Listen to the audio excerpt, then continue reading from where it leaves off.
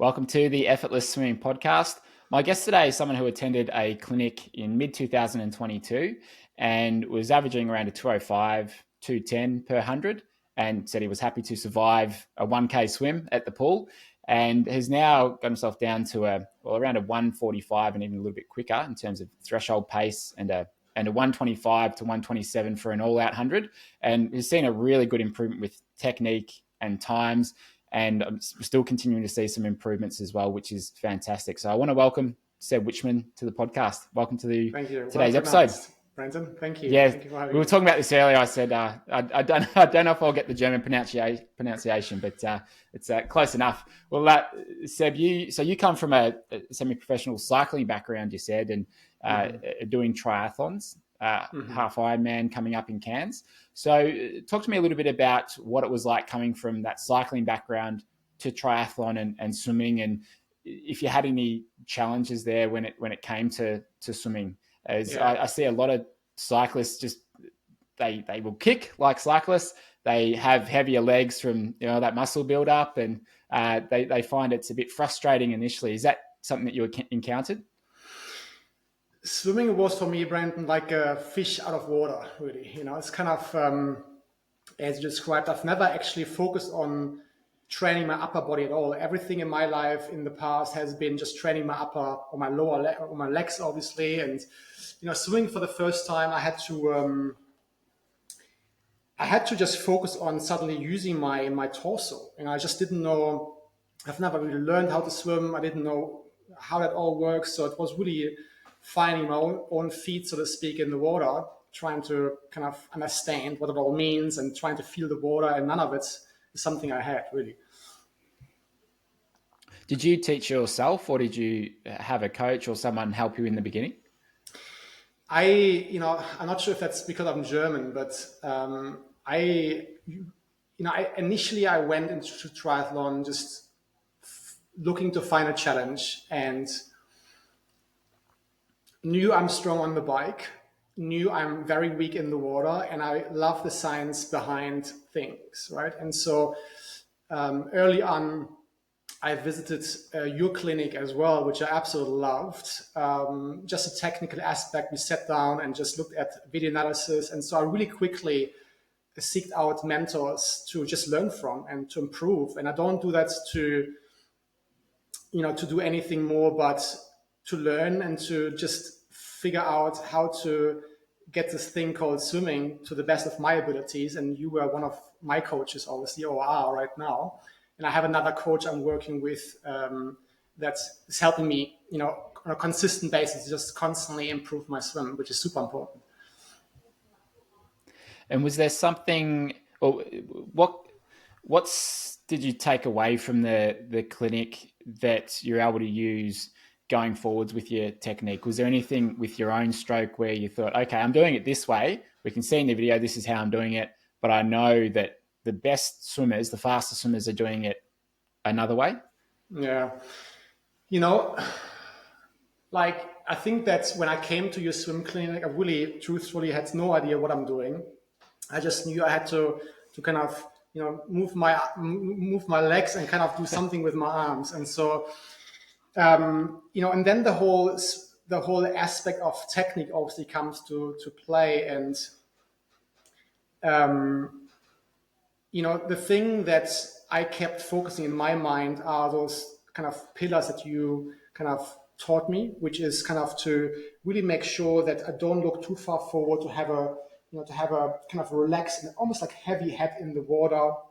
We focused also on, I had a very wide kind of reach, so to speak, elbows hitting the water first. And, I kind of shortened this up a little bit, rotation, and then really eventually worked under, for my catch, on my catch as well, to making this, making this as best as I can. But it's just a progress, as you know. Nothing comes just by itself. You just start somewhere, and then as you improve on something and you focus on something else, this first thing falls again off the boat, so to speak, and you have to revisit it. And it's constant learning, which is great, which I love. Yeah, you're never going to stop finding things to improve with your swim stroke, and that's one of the fun things about swimming in many ways. And like looking at, and we did a YouTube video on your kind of before and after, and you look at the video, and some of those things have changed really nicely. There's still some things there that we can work on, and when you look at it, like you look more. I'd say like your stroke is definitely longer in the water. You're now in that front quadrant, which is great, and you just look like you've got kind of better rhythm and stuff going. But I think when people, like someone who doesn't know swimming that well, they might just swim recreationally and they haven't seen themselves swim. They might look at that before and after and go, there's not that much difference, right? Until we sort of slow it down and break it down and say, well, actually, you're doing this, and we've made a change there. But the end result is about 20 seconds faster per 100. So I think when people look at the visual changes over time, to the naked eye, it doesn't look like a whole lot, but in reality, there's quite a bit there. And if you're swimming 20 seconds quicker, well, yeah, it might be fitness. That's certainly an aspect of it, but it was fitness and strength. But also that, like the technique, even these subtle changes can make a big difference, but it takes a long time to ingrain them and to be able to do it consistently.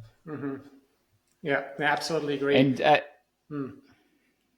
what's your weekly routine been like for swimming? How often have you been getting in the water?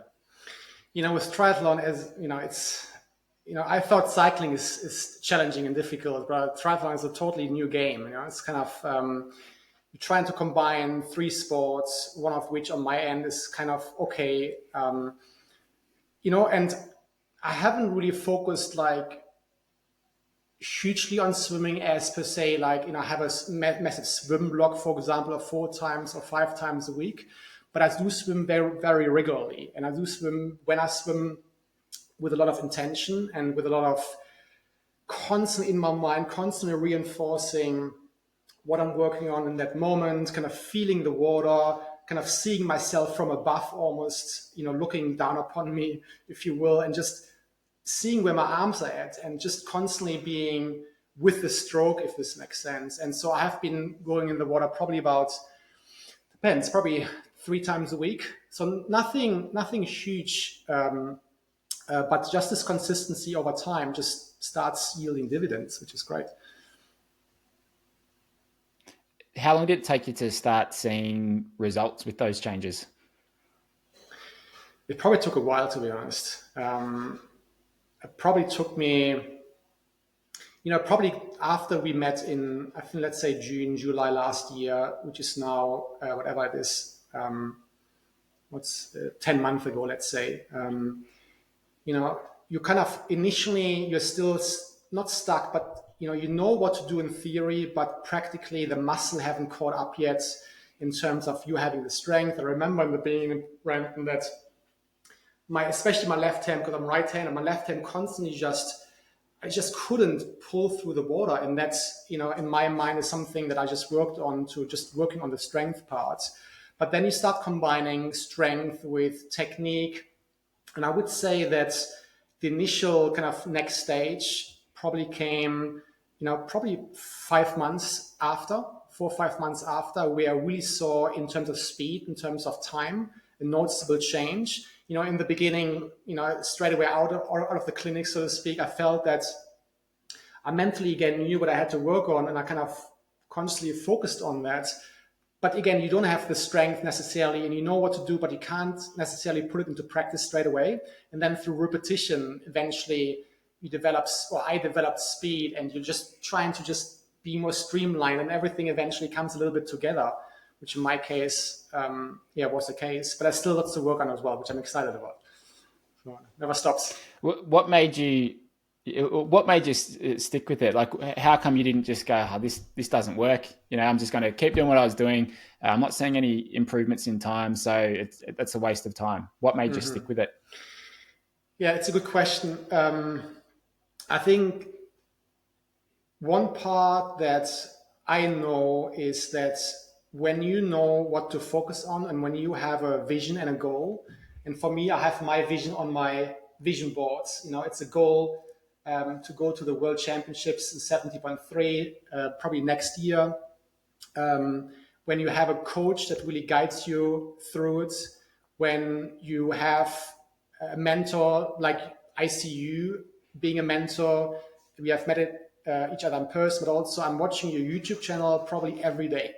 I'm listening to videos, and I'm just almost like while I'm eating, I'm just clicking on a random video and just picking little things up. And some videos I watch multiple times because again, when you're swimming, you then remember, and you kind of start reinforcing. It's just this world you enter that I absolutely love, the technical aspect of swimming, which is, I think, one reason why swimming has become not my strongest discipline, but in my mind, the discipline I feel challenged by the most, and therefore I love the most as well, which is kind of interesting into looking at that dynamic. Did you think that this was something that you could come to love, or when you first started, did it feel like it was always going to be a hard slog and less enjoyable than the running or the riding? Yeah, absolutely. Yeah, but swimming to me was an absolute struggle. Like I still can feel how my core and my legs just were sitting in the water. Just like dragging myself along, and this is not enjoyable. It's kind of you see other swimmers, or when I observe other swimmers, and I get really excited, and I'm in awe of swimmers that just glide through the water. I'm like, how does this work? Or when swimmers just come past me, when you're just going full steam in the water, and somebody just with a lower stroke count just suddenly comes past you, and like, how does this work?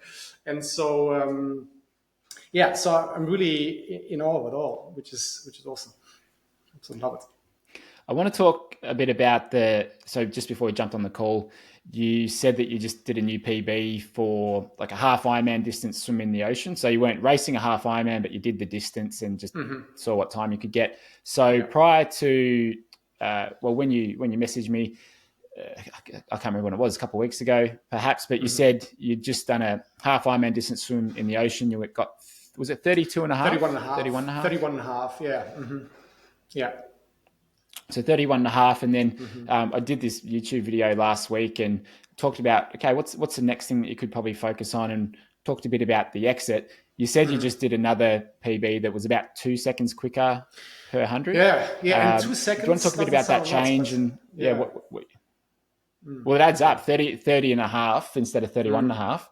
So it's that's not insignificant. So talk to me a bit about that change and what you were focusing on and what you were doing beforehand with the exit. Sure.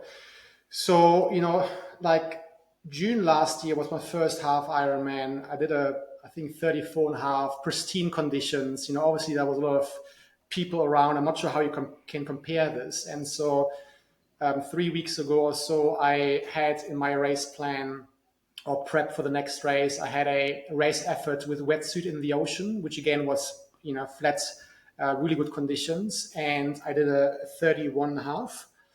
And I thought that was pretty good. And when I looked at it, I saw all those moments where my pace just slipped off the race pace, to a 2 or 2:05 even. And I didn't really know why that is. And a couple of changes you mentioned, which I really focused on, was just simply on the right side, my hands exit, so to speak. So what I saw, or what you alluded to, is that in the actually catch phase and in the exit, my hand slipped kind of more vertically, whereby I lost the pressure of the water, and so I think like initially in my earlier days, that was due to just not having strength. It has to give somewhere, right? And so where it gave until now, and I'm still working on it, is this last third of the quadrant to exit. And even though, you tell me, but even though this is not where the main propulsion comes from, it's to me super important for stability and for rotation and all this on the other sides. And to be able to glide and to lengthen the opposite arm, because you have still pressure on the water. And so this is what I'm working on now. And this just slipped before. And so I just did one little change, which was to constantly just keep pressure on the right side, not slipping, not for the hand to slip. And so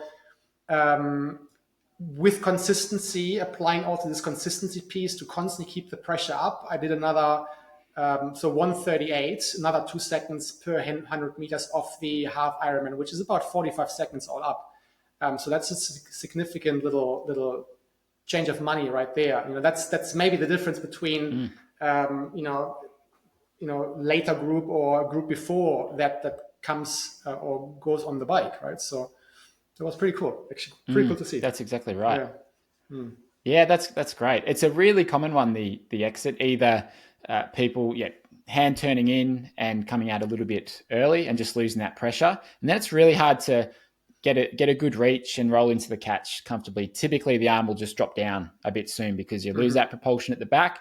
You're going to pay for that somewhere, and it's out the front. So, and then on the other side of that, sometimes I see people pushing back as far as they can with a lot of exertion at the back, almost where they're flicking their hand out the back. But that's unnecessary because, as you said, it's not where you get most of your propulsion. So I have heard coaches say put as much power through the back of the stroke as you can, but to me it's like that's kind of wasted effort, because when you measure the force, most of it's just underneath the shoulders and the chest. That's where you're applying the most power.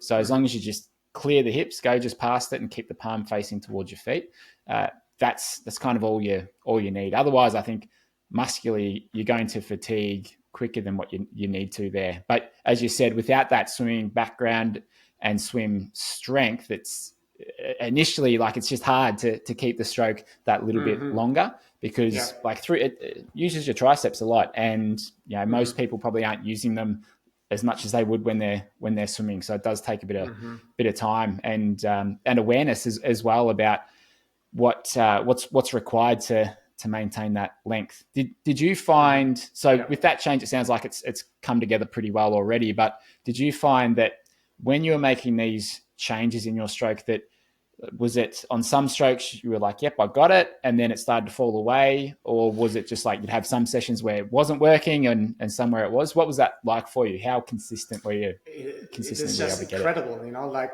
it is just one day it's off, one day it's on.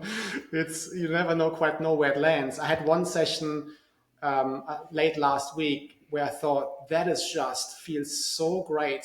And I always focus on ending the session well. And even if it's just 25 meters, you are exhausted and you're always trying to end the session well, to keep in mind what the stroke should feel like, even though you're super fatigued.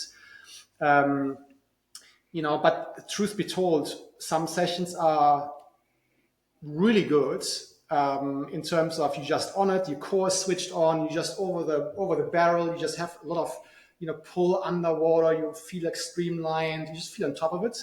And some other sessions, for whatever reasons, maybe you're fatigued or maybe you haven't slept well, you're just a little bit off. And so I think that what is to me important, at least, is that you always give it your best shot, right? So wherever you feel you fatigue, you're just trying to pull yourself together and just, maybe end the lap well or whatever. It's just, constantly just, erring to do the best you can. And that's not always great, but it needs to be good enough, so to speak, for yourself at least. I think the important thing there is that on those sessions where you feel rubbish, don't get out and go, oh, this is a waste of time. It's like keep going with it. You got to finish that. You've got to still do the session, or at least the majority of it, because even if your times are rubbish, your technique is not nearly as good as it could be, your hips and legs are sinking. You've just got to have that consistency and expectation that some sessions will not be great, and maybe your technique's not going to be as good as you'd like. But as you said, just maybe take a bit more rest or try and just maintain your form as best you can. But as long as you just keep that consistency up, and you're looking at this, I think it's like a walking up a mountain with a roller coaster, where you're always going to have this upward trajectory if you stick with it, but you're this yo-yo where it's like you go down, comes up, goes down, comes up. That overall trajectory will be upwards as long as you just stick with it. And I think that's an important thing to note. So true. And so for you, when you go to the pool, do you feel any different when you go to the pool now compared to 12 months ago? Look, my coach, this is now a while ago, my coach eventually said, you now look like a triathlete.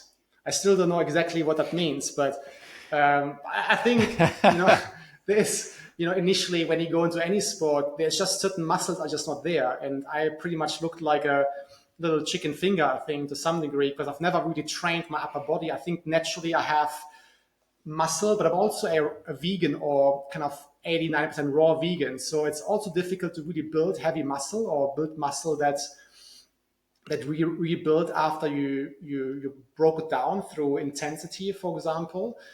But nowadays I go in the water, which is lovely, where before, I almost I wasn't anxious, but I felt quite conscientious about not being able to swim well or swimming slowly, and especially when you go into squats, right? So you suddenly have swimmers in there that have been doing this for a while. And it really took mentally a little bit of an effort to just say it's okay for you to not be any great right now. You're just starting up, and you just stick with it. You enjoy the process, and consistency wins in the end, right? And to 10 months fast forward, I still don't compare to the pure swimmers in the squad that I'm going to, that go like a 110 or 120. But I hold myself in a fairly fast lane now, and that is just really good to see progression, or people that come and comment on my stroke that say, "Hey, you really improved a lot." That means really a lot for me, coming from people that have been swimming for quite a while. Because I love the sport, and I work on it mentally and physically almost on a daily basis. Even if it's just watching a YouTube channel from effortless swimming, right? So, and it's just a nice compliment for sure. Yeah.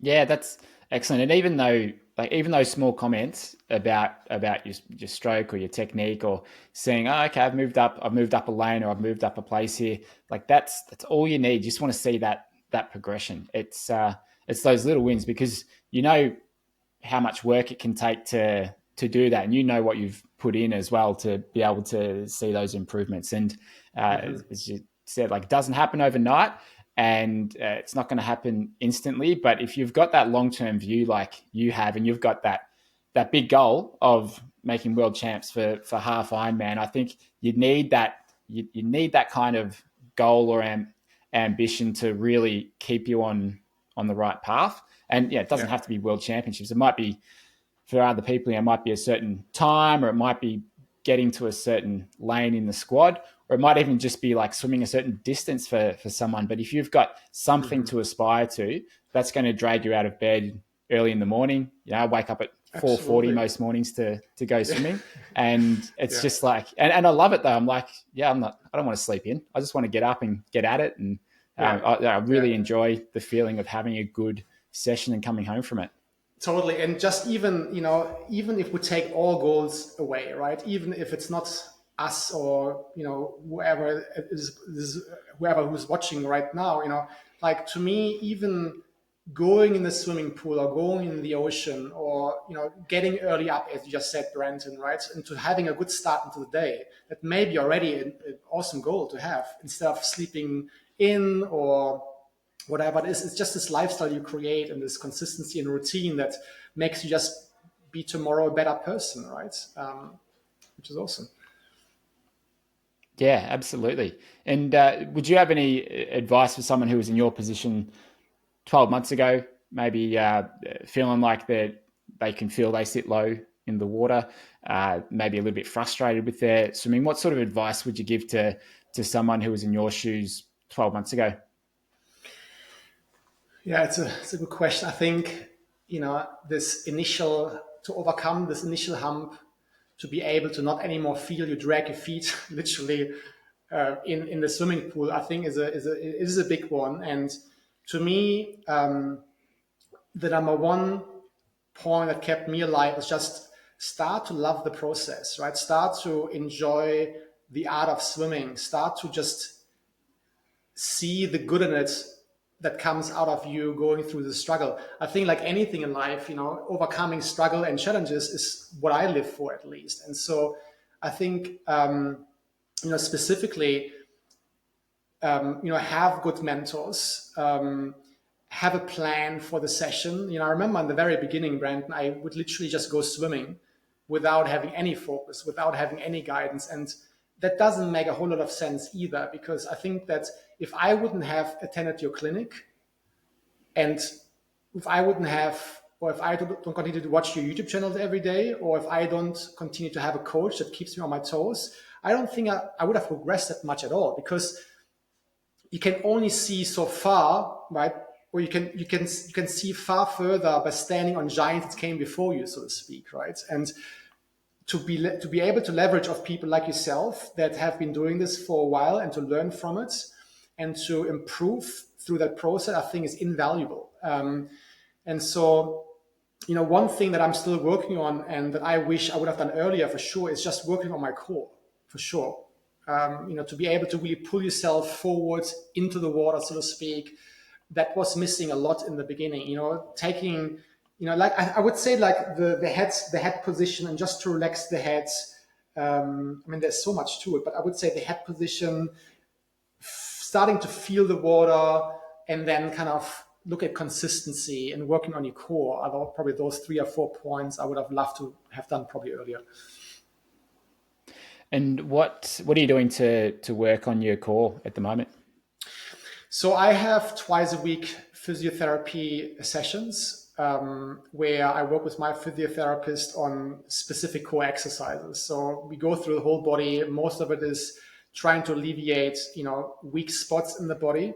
But it literally exercises I do on a roller, where I alleviate my pelvis on the roller, and then with a ball in between my legs that I stretch out, and I just go through the motion of stretching the ball out while squeezing, and then just really focusing on activating my deep core, and then also doing up and down movements. That's kind of off the training.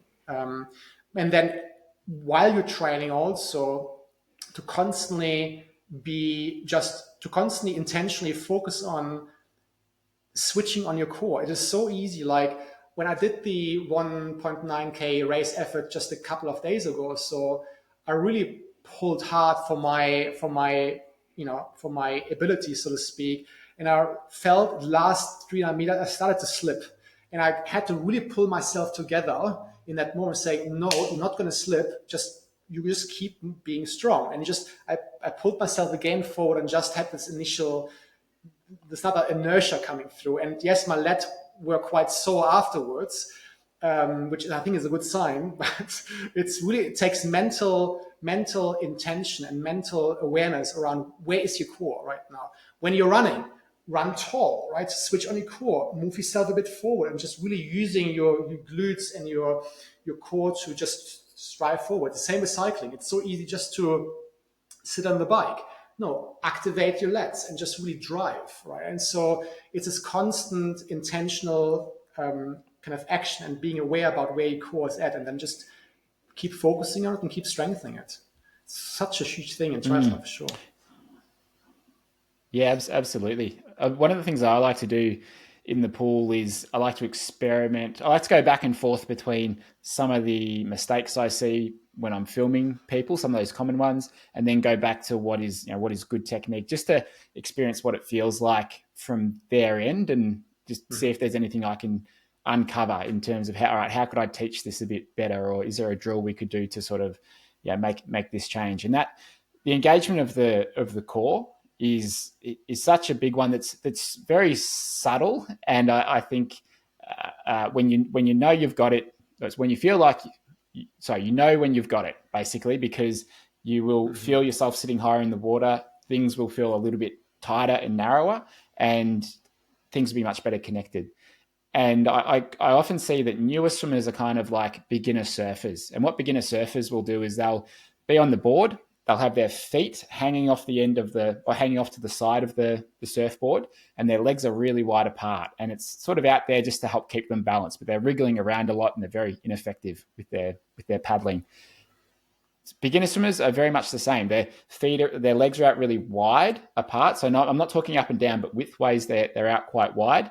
And again, it's just sort of trying to keep them balanced in the water. But there's no core engagement. There's no hip glute engagement there at all. But when they can bring it in and squeeze, feels like you're squeezing the butt cheeks together a bit and just like suck the tummy in a little bit. When you've got that, then it's like everything else is just so much easier. That's a huge bottleneck for so many beginner swimmers that I see. Do you think, if I wouldn't mind just throwing a question back at you, would you because I remember it wasn't like it's easy said in theory to do that, right? Squeezing the butt cheek and just activating your core.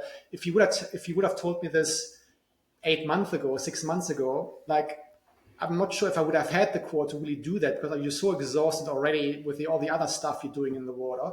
How would you go about that as a beginner? Right? So to really apply this, because one thing in theory, another thing to actually do that in practice, no?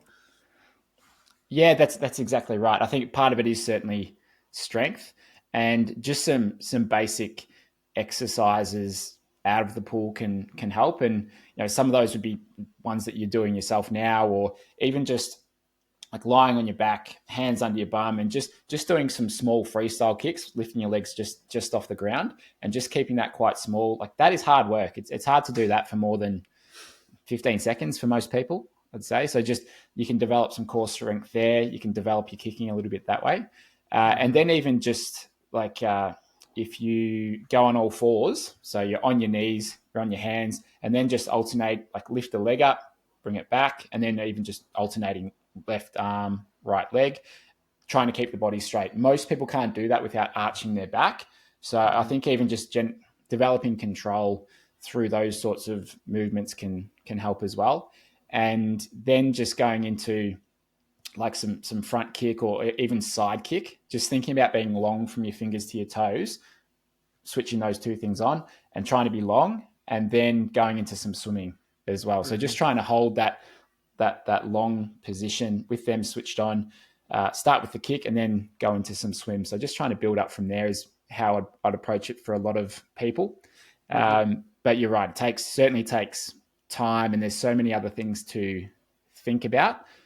But holding the body correctly is one of the first things that I think people should learn how to do. So like for me, the first couple of things would be like head, body, and kick, and just getting that main part of your body done. Yeah, get that right first. Amazing. So Seb, thank you so much for being on the podcast. I'm glad you reached out a couple months after the clinic and said, "Oh, look, this is great. This is where I'm at now." And I'm glad you stuck with it, because not everyone sticks with it. They get frustrated and they go, "Oh, look, this doesn't work. I'm going to just keep doing what I was doing." But it's unlikely you'll see any improvements if you keep doing what you were doing, aside from any fitness gains. So I'm glad you stuck with it, and I'm excited to see where you can get to with it. Sub 30 is not far away for that half Ironman swim, and you can absolutely get under that 30-minute mark and beyond that, because there's still some really good things that we can work out in the stroke. So I'm looking forward to working with you in the future and seeing where you can get to with your swim. Thank you so much, and I look forward to seeing you in one of your next clinics as well. So to kind of I'll be up in Noosa soon. Yeah, not a hard place to convince me to come to. Don't worry about that. No. Well, thanks again, Seb, and all the best with your swimming. Thank you so much, Brandon. Take care.